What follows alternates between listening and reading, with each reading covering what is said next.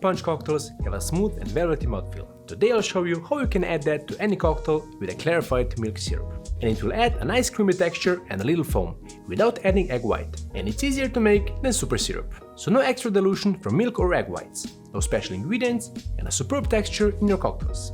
What's not to love? Along with the syrup, we'll also make a few cocktails. A sour, a fizz, and an old fashioned. To end the episode, I'll give you a dairy fun fact, so let me know if you make it to the bottom of the glass. Now, it's cocktail time.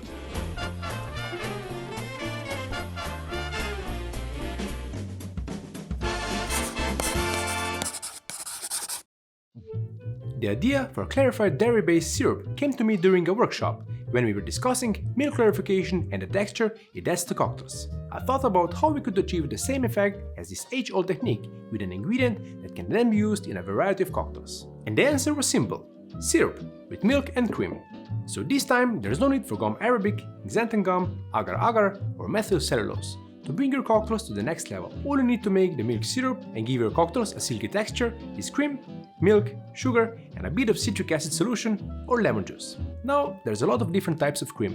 Wikipedia even has them broken down by different countries. So just to make it clear, I'm using full-fat milk with 3.5% fat and whipping cream with 33% fat. Cream, of course, is the fatty part in non-homogenized milk that floats to the top. I also tried making the syrup with condensed milk instead of cream. The result was good, but the cream just makes it a bit more full-bodied. So let's first make our citric solution, then get on making the milk syrup. The 6% citric acid solution will mimic lemon juice without adding the lemon taste. The acidity will help our dairy products curdle, making the clarification possible. Citric acid can be found in almost any store here, and we've had it at home at all times when I was a kid, since my mom would make all types of fruit jams. Just dissolve 6 grams of citric acid in 94 grams of warm water, and that's it. For the milk syrup, we needed 350 ml of full-fat milk and 150 ml of cream. Add both to a saucepan, mix to combine, and heat up on medium-high heat. I always heat up milk when clarifying cocktails with it, but that's my personal preference, because the curdling process is a little bit faster this way. With that said, milk clarification works with cold milk as well.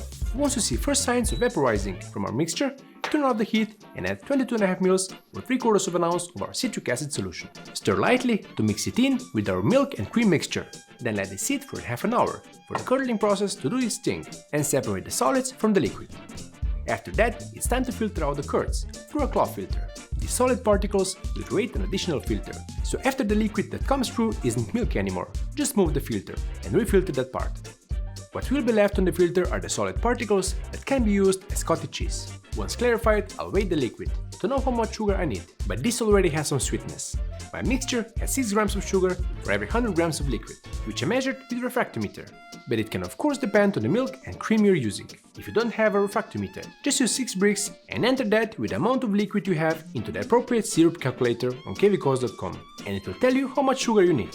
I'm making a 1:1 syrup, because I want to add more of the velvety syrup into the cocktails than we would if we made a 2:1 syrup.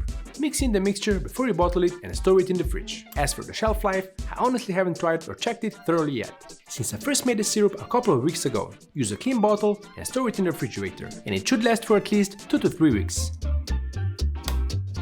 Subscribe to see how our syrup holds up in the next few weeks. But let's give it a taste now. It looks like a regular simple syrup with a yellowish hue, but even on the nose, you get milky richness, similar to mozzarella cheese. There is no acidity noticeable on the flavor, as that has been removed during the curdling process. So all you get is a full-bodied, creamy sweetness with a silky texture, a syrup to transform your cocktails.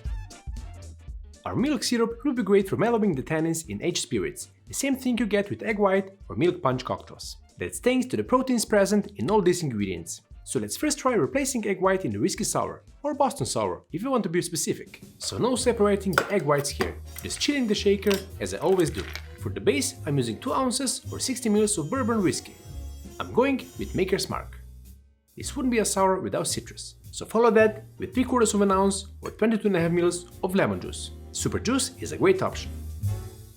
For sweetness, and this time for the texture as well, I'm using 3/4 of an ounce or 22.5 ml of our milk syrup. In this regard, this will be similar to our super syrup, but will end up with less foam. Lastly, we want all those flavors to pop, so add 2 drops of 20% saline solution. Drain the ice, add the cocktail, and give everything a hard shake to chill and dilute. Since we're not using egg whites, there's of course no need for a dry shake. Double strain into a chill rocks glass. over a clear ice block. For garnish, add a maraschino cherry on the top. Before we get to a cocktail with an unaged spirit, let's give this egg whiteless whiskey sour a try. Cheers! Other than the amount of foam, it's very similar to a classic whiskey sour. It has a silky texture and a slight frothiness. The milk flavor isn't something you'd pick up on, but you can detect the richness and texture it adds. A great alternative to the king of sour cocktails. Before you try it in an old fashioned, and you won't be using whiskey for that one, let's first try this syrup with an unaged spirit, but still go with a cocktail that's known for its rich texture, the gin fizz. Gin fizz would typically use gin, lemon juice, simple syrup, egg white, and soda. Here we're using our milk syrup, but let's start with 2 ounces or 60 ml of gin into our chilled shaker. I'm using Aviation American gin, but any good dry gin works well in a gin fizz as well. Next, we're going with the same amounts of lemon juice and milk syrup as with the whiskey sour, 3/4 of an ounce or 22.5 ml of each. Here I'm using fresh lemon juice. Our milk syrup should work great in something like a pisco sour as well, splitting the difference between the different mouthfeels of the Peruvian and the Chilean version.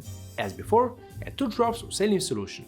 The salt will enhance the flavors, like it does in cooking. Then add the ice and shake everything vigorously to chill, dilute, and foam out the proteins as much as possible. Double strain into a small chilled highball glass. And I have to admit, the amount of foam on this one surprised me a bit. To make it a fizz, you still need to top it up with soda. I wouldn't expect the foam to rise over the top of the glass, but it's definitely reaching up there. We can already see the milk syrup brings enough to the table to still be able to call this a proper gin fizz. Express essential oils over the top, discard the pill, and let's give it a try. It has a subtle aroma with hints of juniper, cardamom, and lavender from the gin, balanced by a mild creaminess. Same on the palate, with the bright citrus notes of the original gin fizz still present, but rounded slightly more by the silky syrup. We still have the frothiness, but it's different in character. The creamy mouthfeel almost brings this halfway to being a Ramos gin fizz. Definitely a successful experiment. Now for the cocktail that's not a sour, but can still be elevated with a silky texture, the Old Fashioned. This time, made with rum. I'll be using Cesar rum, Angostura bitters, our milk syrup, and saline solution. This time you are starting with chilling the mixing glass. As always, when using a clear large ice cube for serving the cocktail, make sure that's already tempering. Here it's also chilling the glass. While I usually start with spirits when making sour cocktails, here I'm starting with bitters. Add 4 dashes of Angostura bitters, 2 or 3 dashes if you're using the original bottle dasher. Follow that with 2 bar spoons of milk syrup, adding sweetness and silkiness to our rum version of the Old Fashioned.